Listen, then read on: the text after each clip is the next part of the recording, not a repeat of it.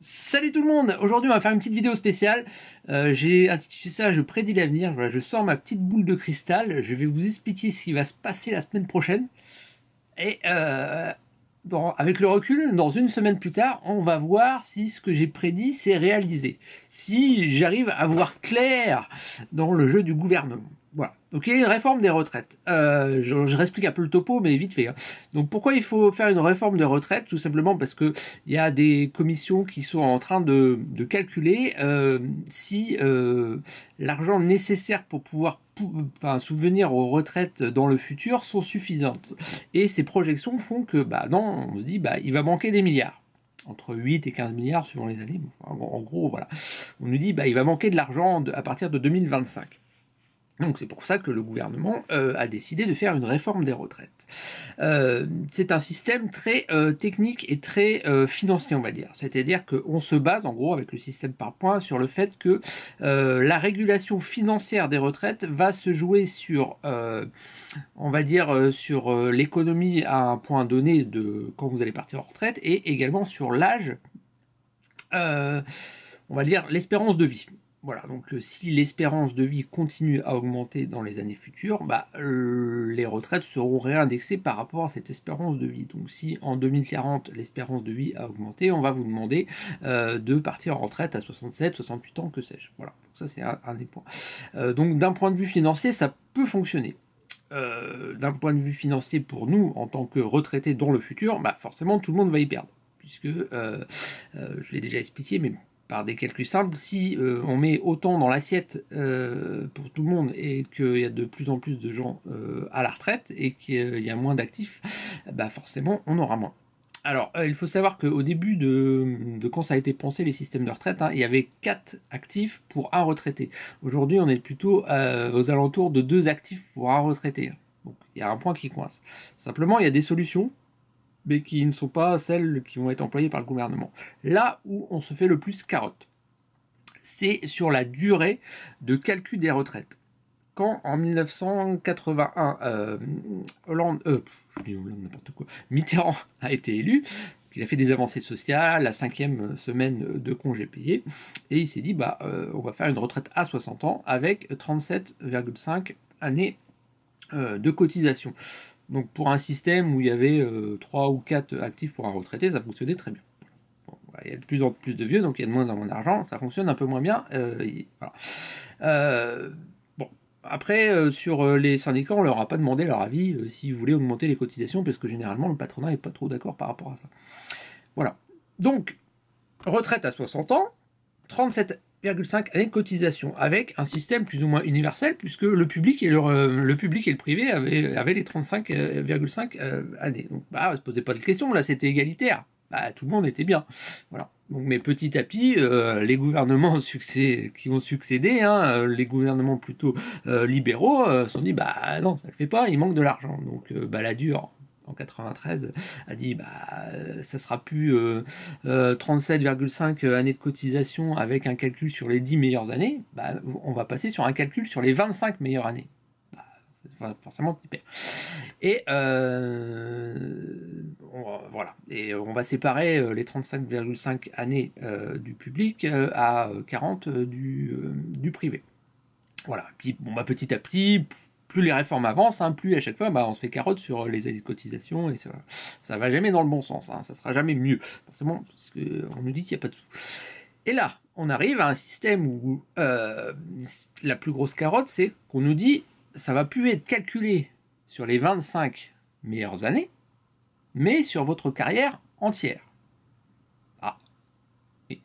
Ça veut dire que dans le calcul de votre retraite, les années où vous avez eu des petits boulots, vous avez été, je sais pas, travailler dans un fast-food ou fait les vendanges ou des boulots qui payent pas. Vous avez eu des années de formation parce que vous avez voulu faire une reconversion professionnelle. Vous êtes une femme, vous avez eu des enfants. Vous avez eu des périodes, des difficultés dans la vie. Il y a eu des périodes de chômage. Tout ça va être calculé. On se doute bien que si dans le calcul on prend toutes les années avec les très petits salaires, forcément on va avoir moins qu'un calcul sur les 25 meilleures années. Voilà.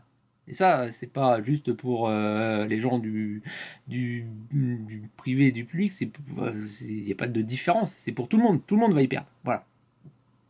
Il n'y a pas de miracle, hein. Si on met la même somme d'argent alloué aux retraites et qu'il y a de plus en plus de vieux, forcément tout le monde aura moins. Voilà. Donc il n'y a même pas de débat à se dire oui, il y a des privilégiés.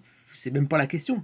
Puisque de toute façon, les régimes spéciaux, il va continuer à y en avoir, puisque les policiers, les gendarmes et les militaires vont continuer d'avoir un régime spécial. Bah oui, non, mais si. Alors, la petite carotte du gouvernement. Bon, là, j'étais un peu loin pour vous expliquer du pourquoi, du comment. Qu'est-ce qui va se passer la semaine prochaine? Ah, Madame Irma.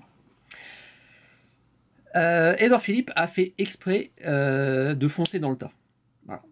Il a envie d'avoir cette réforme de retraite. Ce qu'il a fait, c'est qu'il a franchi exprès la ligne rouge.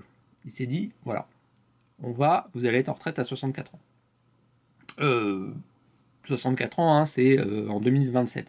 Bon, à partir de 2022, enfin tous ceux qui vont partir en retraite à partir de 2022 vont avoir 4 mois supplémentaires par année supplémentaire. 2022, 62 ans et 4 mois. 2023, 62 ans et 8 mois, etc. Avec un système de décote qui est très simple, vous perdez 5% par année. C'est-à-dire que si vous partez à 62, vous perdez 10% de votre retraite. Imaginons que vous avez 1300 de retraite. Quand vous partez à la retraite, on vous dit, bah, si vous partez maintenant, vous n'aurez que 1170. Mais les 1070, ce n'est pas comme l'a dit le gouvernement sur les 2 années jusqu'à 64. Non, c'est toute votre retraite, voilà. C'est-à-dire que jusqu'à entre 64 et, je sais pas, on va dire 80, 85, bah, vous n'aurez que 1170. Voilà, c'est ça qu'on nous réserve. Donc, ces 64 ans, il a fait exprès de franchir la ligne rouge.